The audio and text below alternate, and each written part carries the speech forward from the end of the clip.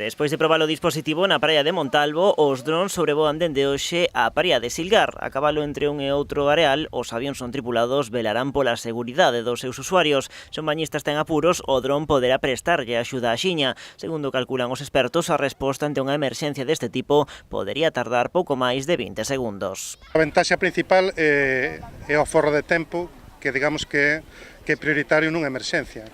A veces a diferencia entre a vida e a morte son cuestións de segundos.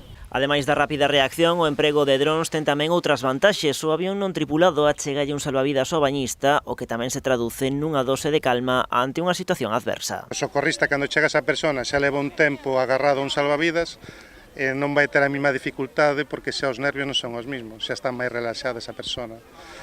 E despois ten outro tipo de aplicacións en playa, por exemplo, a búsqueda de persoas que estén perdidas en playas con moitas aglomeracións. Sanxenxo é a primeira localidade do norte peninsular onde se impulsa un proxecto de salvamento con drons en praias. Las nuevas tecnologías a través de los drones pueden ayudar mucho a los socorristas para que en caso de necesidad de alguna persona que se encuentre en la lámina de agua tenga problemas, poder acercarle un flotador y que le dé tiempo al socorrista pues a llegar y salvar a esta persona a tiempo.